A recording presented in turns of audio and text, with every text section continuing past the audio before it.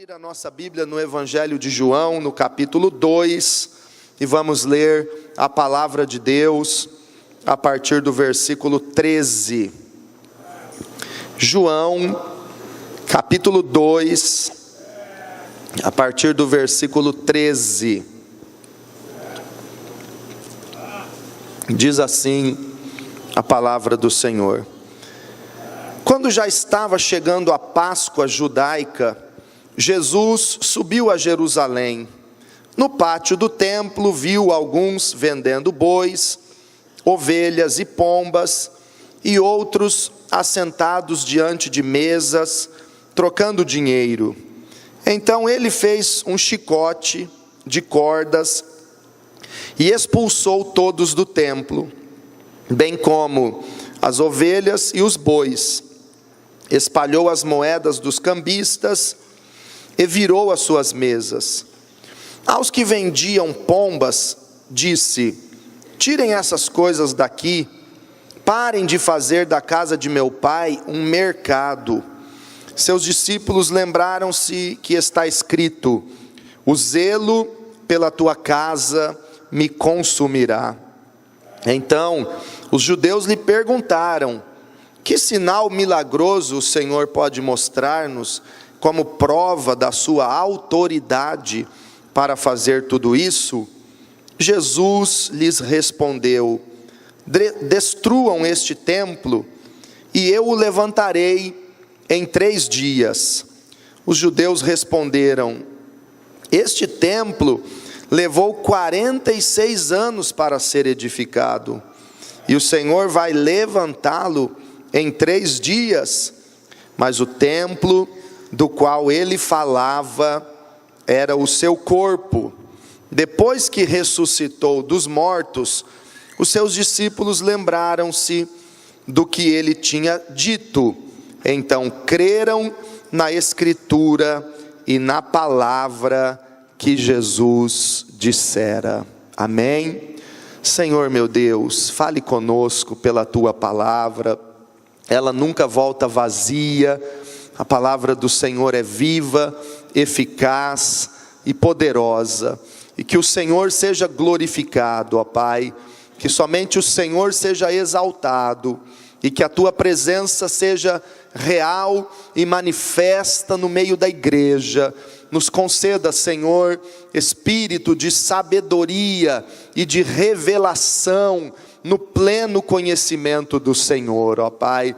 Que possamos ser edificados, fortalecidos, exortados e abençoados diante da tua gloriosa presença. É o que nós te pedimos em nome de Jesus. Amém. Glória a Deus. A Bíblia nos fala sobre 2 ocasiões em que Jesus entrou no templo de Jerusalém, expulsando cambistas, vendedores, comerciantes, judeus que estavam ali vendendo pombas para os sacrifícios, vendendo ovelhas, até bois, trocando moedas, trocando dinheiro. E nesta primeira purificação do templo, que aconteceu logo após o primeiro milagre de Jesus em Caná da Galileia, quando Jesus transformou água em vinho, e aí estava chegando a festa da Páscoa, e Jesus foi da Galileia para Jerusalém, e entrou no templo, e percebeu todo este movimento, todo este propósito errado no templo, e ele expulsou todos de lá. Ele expulsa as pessoas que estavam ali vendendo, comprando, negociando no templo, e ele fala algo muito significativo. O que marcou nesta primeira purificação do templo foi que Jesus disse: destruam este templo e eu o levantarei em 3 dias. Esta frase marcou tanto os judeus, e eles ficaram tão impressionados, e na hora até perguntaram para Jesus: mas como você pode fazer isso? Este templo demorou 46 anos para ser construído, para ser edificado, e você pode derrubá-lo e levantá-lo em 3 dias. Como é possível? Mas aquilo foi impactante, foi impressionante. E quando Jesus foi julgado pelos sacerdotes, você já deve ter lido que quando ele estava diante do sinédrio, para ser julgado antes da crucificação, e os sacerdotes procuravam uma testemunha para acusar Jesus, para poderem crucificá-lo, para poderem acusá-lo a ser crucificado, não aparecia nenhuma testemunha, até que vieram 2 e que citaram o que Jesus disse aqui, o que Jesus havia dito nesta primeira purificação do templo. Chegaram testemunhas e disseram: olha, ele falou que se destruírem o templo, ele poderia reedificá-lo em 3 dias. Nós sabemos também que quando Jesus estava já na cruz, crucificado no Calvário, passaram pessoas pelo caminho zombando, blasfemando dele, olhando para Jesus na cruz e dizendo: ó, tu que reedificas o templo em 3 dias, desça da cruz e nós creremos em ti. Observe como esta frase de Jesus ficou na memória e mexeu com eles. Este edifica o templo em 3 dias. Porém, o que Jesus estava dizendo, irmãos? Que era para destruírem o templo, que havia sido feito originalmente por Salomão, e destruído pelos babilônicos, reconstruído na época de Esdras e Neemias, e depois se tornado um templo magnífico e reformado de uma forma esplêndida por Herodes. Será que Jesus estava dizendo sobre aquelas pedras, aquela construção em Jerusalém, no Monte Moriá: derrubem tudo isto e eu vou colocar pedra sobre pedra e reedificar tudo isso em 3 dias? Claro que não. Jesus estava falando do novo templo. Aqui a Bíblia nos mostra uma mudança do templo realmente, do que é a casa de Deus. E a própria Bíblia diz que Jesus não falava daquele templo, mas ele falava do seu corpo. Verso 21, mas o templo do qual ele falava era o seu corpo. Diga comigo: o templo que Jesus falava era o seu corpo. Então, o que fica marcado nesta primeira purificação do templo é que Jesus revela o propósito de Deus a partir de Jesus Cristo. Houve uma mudança no propósito de Deus e no templo realmente. O que é agora a casa de Deus? Até Jesus, a casa de Deus era aquele templo em Jerusalém. Mas após Jesus, a casa de Deus mudou. Não é mais um templo feito por mãos humanas. Quando Jesus estava ali, ele disse que o templo agora era o seu corpo, era a sua própria vida. E após a crucificação de Jesus e a ressurreição, e Jesus ter voltado para o céu, e o Espírito Santo ter descido sobre a igreja, a Bíblia nos diz que o templo de Deus, a casa de Deus, somos nós. Paulo escreve em 1 aos Coríntios capítulo 3, versículo 16, e também em 1 aos Coríntios 6, verso 19, não sabeis vós que sois o templo de Deus, e que o Espírito de Deus habita em vós?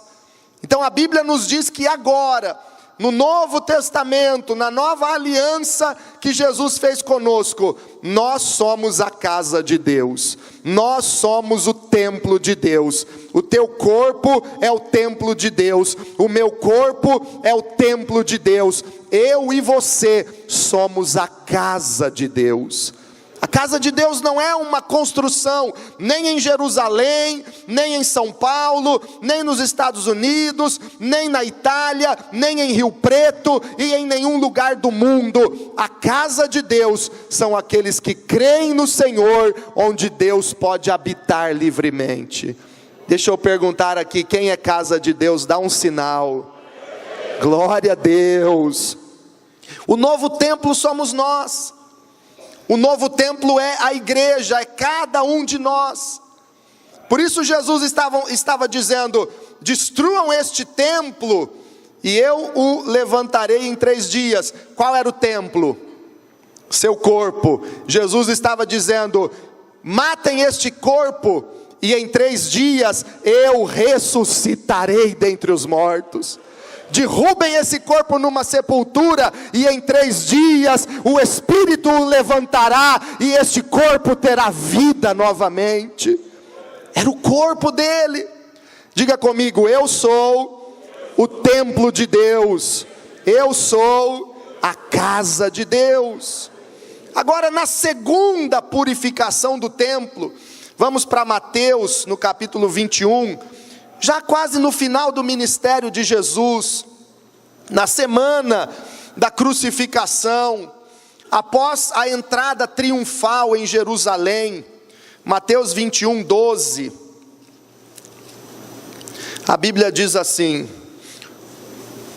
Mateus 21, 12, Jesus entrou no templo e expulsou todos os que ali estavam comprando e vendendo, derrubou as mesas dos cambistas e as cadeiras dos que vendiam pombas. Ele lhes disse: está escrito, a minha casa será chamada casa de oração, mas vocês estão fazendo dela um covil de ladrões.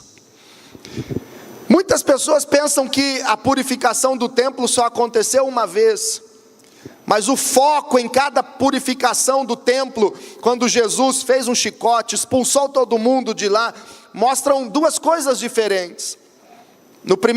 Na primeira purificação do templo, como nós vimos, Jesus revela que agora o novo templo é o seu corpo, e em Cristo o novo templo de Deus somos nós. Aqui na segunda purificação do templo, 3 anos depois daquela primeira relatada por João, Jesus expulsa novamente os cambistas, os vendedores, aqueles que estavam lá no templo de maneira errada, e aqui Jesus revela qual é o propósito do templo, qual é o plano de Deus para a sua casa. E Jesus diz no verso 13, está escrito, a minha casa será chamada casa de oração. Qual é a casa de Deus? Quem é o templo de Deus? Somos nós. E aqui Jesus revela que a casa dele, que somos nós, tem como maior propósito e finalidade ser uma casa de oração. Aqui Jesus revela, irmãos, o propósito do novo templo que somos nós, é ser casa de oração, é ser uma pessoa usada por Deus para ser uma pessoa que ora, que coopera com o plano de Deus em oração. Mas Jesus disse, mas vocês estão fazendo dela um covil de ladrões. O propósito de Deus para nós é a oração. A maneira como Deus nos chama no reino espiritual é casa de oração. Levante a sua mão e diga comigo, o meu nome no reino espiritual é casa de oração. Diga para quem está do teu lado, você será chamado casa de oração. Irmãos, este é o propósito de Deus para nós. Nós podemos ver no ministério de Davi. Terça-feira nós falamos um pouco disto aqui com a liderança, com os irmãos que estavam na terça-feira à noite. Toda a igreja está convidada. Terça-feira a gente dobra os joelhos no chão para orar. Deus nos dá uma palavra de liderança, uma palavra de compromisso. Quem quer mais de Deus, quem quer crescer em Deus, está convidado a vir nas terças-feiras para buscar o Senhor conosco. E na terça nós falamos um pouco sobre o tabernáculo de Davi. Irmãos, foi algo tão expressivo, tão tremendo, que aconteceu na época do rei Davi em Jerusalém. Porque a Bíblia diz que o tabernáculo que Moisés havia feito no deserto, o tabernáculo de Deus, onde era para estar a arca da aliança no Santo dos Santos, o altar do incenso, a mesa dos pães, o candeeiro de ouro no lugar chamado lugar santo, e no átrio externo do tabernáculo estava a pia de bronze, o altar dos holocaustos. Naquele tabernáculo os sacerdotes ofereciam os holocaustos e ofertas ao Senhor. Era feito todo o trabalho ministerial, mantendo acesas as lâmpadas no candeeiro, levando o sangue da remissão dos pecados de Israel no lugar santíssimo. Só o sumo sacerdote podia entrar uma vez por ano diante da arca da aliança. E este tabernáculo que estava levantado desde Moisés até Davi e Salomão, ele estava a alguns quilômetros de Jerusalém, num monte chamado Gibeon. E Davi, dirigido por Deus, a Bíblia diz em 2 de Crônicas, capítulo 29, que foi por ordem do Senhor, que Davi manda trazer a arca da aliança, a arca de Deus que representava a presença manifesta do Senhor. Deus manda trazer a arca de lá de dentro do tabernáculo, de lá de dentro do Santo dos Santos, lá do monte de Gibeão, e traz a arca para Jerusalém. E sabe o que Davi faz? Coloca uma tenda, arma uma tenda, coloca a arca sem nenhum véu para fechá-la, e escala turnos de sacerdotes e cantores e adoradores para ficarem 24 horas por dia, 7 dias da semana, 30 dias do mês, todo ano, ano após ano, eles estavam ali diante da arca, vendo a arca, na presença de Deus, adorando, orando, buscando o Senhor, todo dia sem parar. Davi mantinha 4.000 sacerdotes e levitas em turnos, adorando dia e noite. Então era uma adoração contínua. Isto é chamado na Bíblia como o tabernáculo de Davi. Irmãos, a arca que era cercada de um mistério tão grande, de um ritualismo tão grande, que se alguém tocasse nela sem reverência morria, ninguém podia entrar onde estava a arca sem a permissão. Davi tinha tanta intimidade com Deus, que ele trouxe a arca, e na presença de Deus, os sacerdotes, os levitas, os adoradores, desfrutavam da glória de Deus 24 horas todo dia. Quantos querem desfrutar da glória de Deus? Davi estava tendo uma visão e um relance do propósito de Deus para a igreja, para o Novo Testamento. Porque até naquela época, e depois de Davi também, quando a arca foi para o templo de Salomão, a arca era fechada por um véu. A presença de Deus era vedada por um véu. Somente alguns, só no caso do sumo sacerdote, podia entrar no Santo dos Santos uma vez por ano. Mas quando Jesus morreu na cruz, o véu do templo se rasgou de alto a baixo, para mostrar que foi Deus quem rasgou, e a arca da aliança ficou exposta, e o caminho para a presença de Deus se tornou aberto, porque Deus estava mostrando: em Jesus Cristo, todos os que quiserem vão experimentar a minha presença. Em Cristo, aqueles que me adoram, vão me adorar em espírito e em verdade, na minha presença gloriosa. Mas Davi já estava experimentando aquilo, irmãos. E aqui na purificação do templo, Jesus mostra, citando uma profecia de Isaías, que a casa de Deus será chamada casa de oração.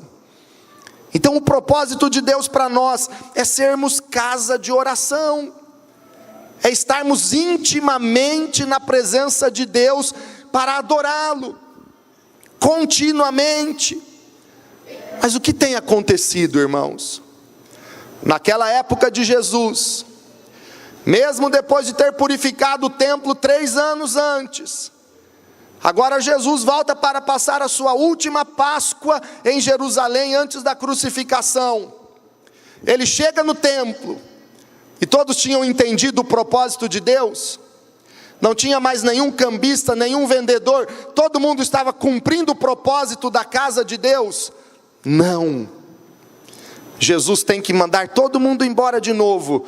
E ele diz: a minha casa será chamada casa de oração, mas vocês estão fazendo dela um covil de salteadores. Aqui Jesus cita Jeremias 7:11. Eles transformaram a casa de oração em covil de salteadores. E preste muita atenção, porque isto acontece hoje em dia no nosso meio. De que forma? Quando eu e você não cumprimos o propósito de ser casa de oração, nós abrimos o caminho para que a nossa vida se torne um covil de ladrões. Ah, pastor, mas será que é assim? Irmãos, lembre-se do que Jesus falou em Mateus 12. Quando o espírito imundo sai do homem, quando você se converteu, quando você aceitou Jesus, Ele te libertou, Ele limpou tua vida, Ele varreu toda a sujeira, Ele purificou você para ser casa de Deus, Ele repreendeu todo o mal. Talvez você nunca tenha sido endemoniado, então não tinha demônios dentro de você, mas você era governado pelo espírito das potestades do ar que operam nos filhos da desobediência. De uma certa forma você era manipulado por espíritos de idolatria, ou de prostituição, ou de mentira, ou algum pecado, mas Jesus te libertou. E todo mal foi expulso da tua vida, porque Jesus lavou você, Jesus lavou a nossa vida com o sangue que Ele derramou no Calvário. Fomos lavados, Jesus varreu toda a imundície e toda a sujeira. E aqueles espíritos malignos que atuavam na tua vida foram expulsos. Mas Jesus disse que esses espíritos vão para lugares desertos. E eles ficam em lugares desertos até o dia em que eles voltam e dizem: eu vou voltar para minha casa. E se eles encontram a casa varrida, adornada, está limpa, está cheirosa a casa, mas se a casa estiver vazia, o que eles fazem? Opa, casa vazia, é nossa. Aí Jesus disse, irmãos, não é ilustraçãozinha, não é historinha, não, é palavra de Deus. Se a casa está vazia, aquele espírito que já era imundo e maligno, que já atuava na tua vida antes de você se converter, ele junta outros 7 demônios piores do que ele,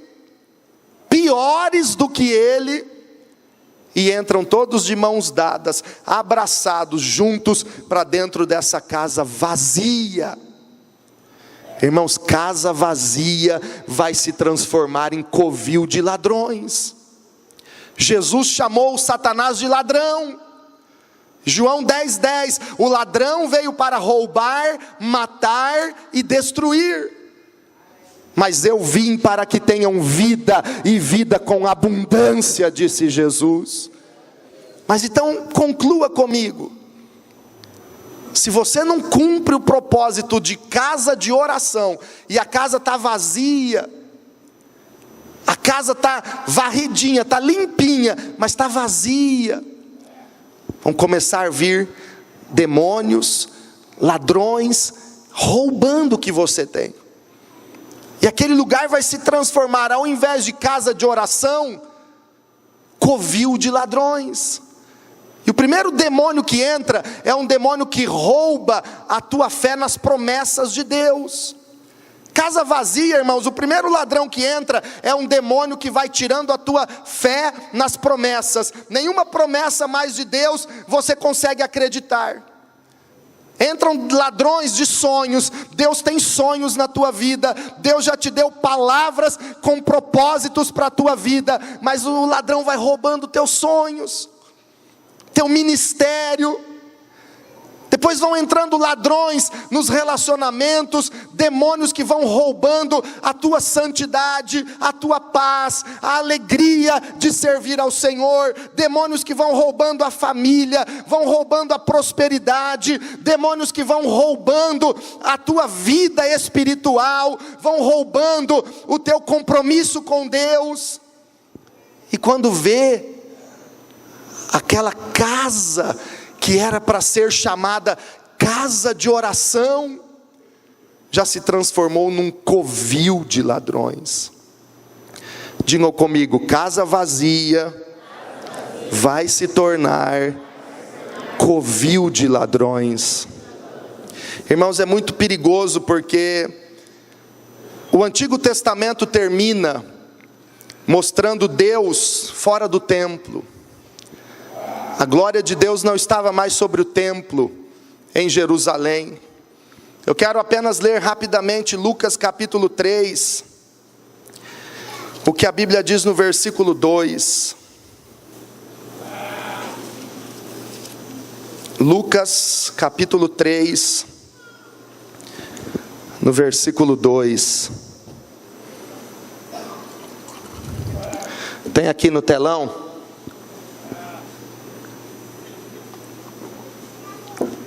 Vamos ler juntos. 1, 2, 3. Anás e Caifás exerciam o sumo sacerdócio. Foi nesse ano que veio a palavra do Senhor a João, filho de Zacarias, no deserto. Digam comigo: no deserto. João Batista, de quem a Bíblia se refere aqui, era filho de sacerdotes. Zacarias, o pai dele, era sacerdote, linhagem sacerdotal de Arão, filho da promessa. O anjo de Deus foi enviado a Zacarias para anunciar que ele seria pai, depois de velho.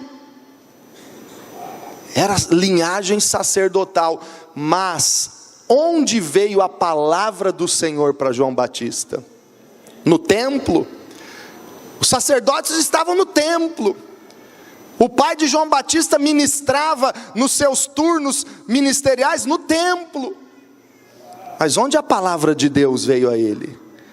No deserto, porque Deus estava expulso do templo, por causa da religiosidade morta daqueles sacerdotes e daquele povo naquela época. Deus estava fora do templo. Deus não tinha liberdade no templo, naquele lugar que era chamado casa de Deus. Deus estava expulso. Aí Jesus veio, mudou o templo somos nós, estabeleceu a igreja, iniciou a era da igreja no Pentecostes, com o batismo no Espírito Santo. Os discípulos foram cheios da glória de Deus. Na primeira pregação de Pedro, 3.000 almas se converteram, e assim a igreja se tornou realmente a casa de Deus, e o Senhor tinha liberdade nesta casa. Mas poucas décadas depois, quando João estava na ilha de Pátimos, e Deus mandou que ele escrevesse uma carta para cada igreja, a última mensagem de Jesus para as igrejas, em Apocalipse 2 e 3, Jesus vai falando sobre a situação de cada igreja, e a última daquelas igrejas, Laodiceia, em Apocalipse 3, versículo 20, preste muita atenção, irmãos. Jesus diz assim: eis que estou à porta e bato. Se alguém ouvir a minha voz e abrir a porta, eu entrarei, cearei com ele e ele comigo. Irmãos, nós gostamos de dizer esta palavra para o perdido, Olha, você que não conhece Jesus, Ele te ama, e se você abrir a porta, Ele vai entrar na sua vida. Amém, pode ser desta forma, porque o perdido Deus quer salvar, quer transformá-lo em casa de Deus e entrar, é claro que sim. Mas literalmente esta palavra foi dita para a igreja. Jesus não estava falando para o perdido, Jesus estava falando para a sua igreja. Eu estou à porta, do lado de fora, batendo a porta para ver se alguém vai ouvir a minha voz. Irmãos, o Novo Testamento termina com Jesus do lado de fora da sua igreja, batendo a porta, perguntando: será que alguém vai ouvir a minha voz e vai abrir a porta para eu entrar na minha casa, que é a minha igreja, que eu dei a minha vida por eles? Será que alguém vai abrir a porta? Ou a igreja vai manter Jesus do lado de fora também? Irmãos, o que tem acontecido muitas vezes é que a falta da busca pelo Senhor tem mantido Jesus do lado de fora da igreja. Nós precisamos urgentemente de um avivamento. Abacuque, no capítulo 3, versículo 2, a Bíblia diz assim: aviva, Senhor, a tua obra, e faze-a conhecida ao longo dos anos.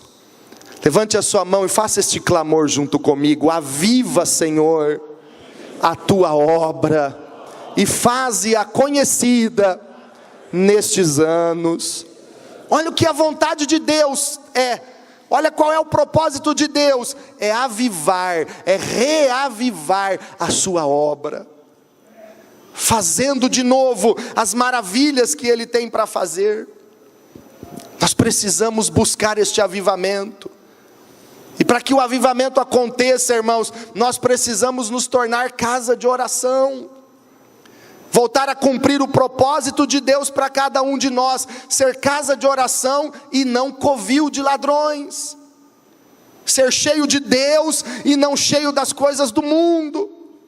Quando acontece um avivamento, irmãos, algumas características são marcantes. Primeiro, uma busca intensa por Deus. Quando há um avivamento, as pessoas começam a ter sede de Deus, a buscar intensamente o Senhor, a dizer: eu quero mais de Deus, eu quero a glória de Deus, eu quero ser casa de oração. Corações são constrangidos. Quando nós voltamos a praticar o que Deus nos chamou para praticar, que é a oração, os corações começam a se tornar quebrantados e constrangidos, porque pensamos na grandeza de Deus e na nossa pequeneza, e nós podemos adorá-lo e dizer: Senhor, eu não mereço a tua glória, a tua grandeza, mas o Senhor me ama, e eu sinto o teu amor, e o meu coração está constrangido. Pessoas se rendem voluntariamente ao Senhor. Há uma entrega voluntária. Não precisa ficar dizendo: olha, quem quer Jesus, pelo amor de Deus, aceite Ele. Não, as pessoas se entregam porque sentem a necessidade de recebê-lo. Quem quer ser batizado no Espírito Santo, olha, busquem para ser cheios. E a pessoa está lá assim, buscando o batismo no Espírito Santo assim, sem interesse. Mas quando há um avivamento, as pessoas se rendem voluntariamente. Não precisa ficar dizendo: levanta a mão, olha, abra a tua boca para orar. A entrega é voluntária, é completa. O desejo por Deus é maior do que qualquer coisa. E eu quero ver nesta geração, irmãos, um povo que tenha tanta sede por Deus, que tenha tanto desejo por Deus, que não se importa com as outras coisas. A conversa deles não vai ser sobre namoro. Olha, eu estou paquerando aquela menina, eu estou paquerando aquele menino. É o futebol, é o jogo, isso ou aquilo. A presença de Deus vai ser tão forte, que o que eles mais desejam é estar diante de Deus, e é adorar o Senhor. é adorar, é uma busca contínua. É uma busca contínua. É uma busca. A presença de Deus se manifesta de verdade. Irmãos, a minha oração nesses dias tem sido: Senhor, manifesta a tua presença no nosso meio. Eu não quero um culto apenas na tua onipresença. E é o que muitos crentes têm vivido, apenas na onipresença de Deus. Porque a onipresença de Deus, irmãos, está em todo lugar. A onipresença de Deus está aqui, está ali fora na rua, está lá embaixo no quarteirão de baixo, está em qualquer lugar da cidade, do Brasil ou do mundo. Se você mergulhar nas profundezas do mar, a Bíblia diz que a onipresença de Deus lá estará. Se você subir no Monte Everest, a onipresença de Deus lá está. Até aquele que tenta fugir da presença de Deus, a onipresença de Deus lá está. Até aquele que está fazendo alguma coisa errada, você que nesta semana foi num lugar que não deveria ir, fez aquilo que Deus não aprova, a onipresença de Deus lá estava. Porque a onipresença dele enche toda a terra e todo o céu, porque a onipresença de Deus enche todos os lugares. Mas tem muito crente vivendo só na onipresença de Deus. A oração dele é tão xoxa, é tão morna, é tão displicente, que ele não sente a presença manifesta de Deus. Ele está apenas na onipresença de Deus.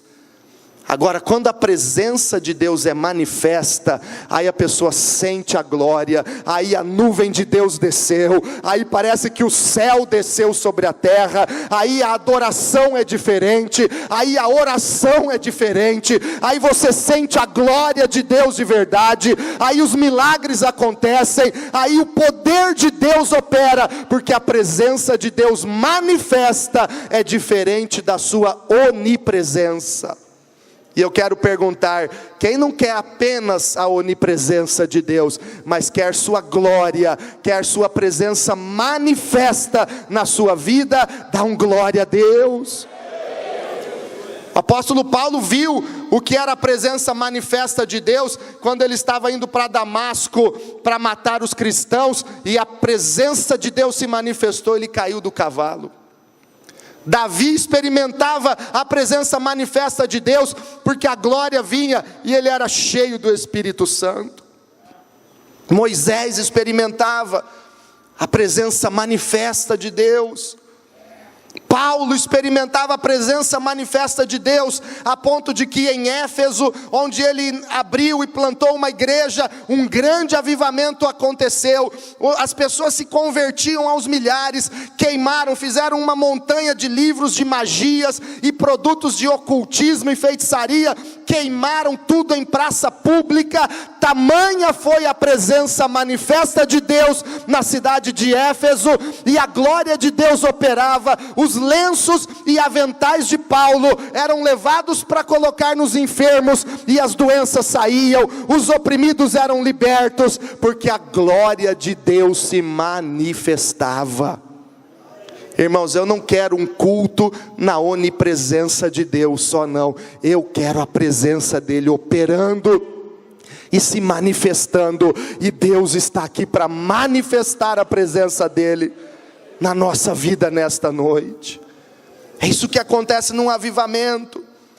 Há um senso inequívoco da presença de Deus, oração fervorosa, louvor sincero, convicção de pecado na vida das pessoas, arrependimento genuíno, desejo profundo por santidade. Quando há um avivamento verdadeiro, também há um aumento perceptível no desejo de pregar o evangelho e ir e fazer discípulos de todos os povos. As pessoas são impactadas e dizem: eu quero levar o evangelho, eu quero. A Bíblia diz: aviva, Senhor, a tua obra e faça-a conhecida.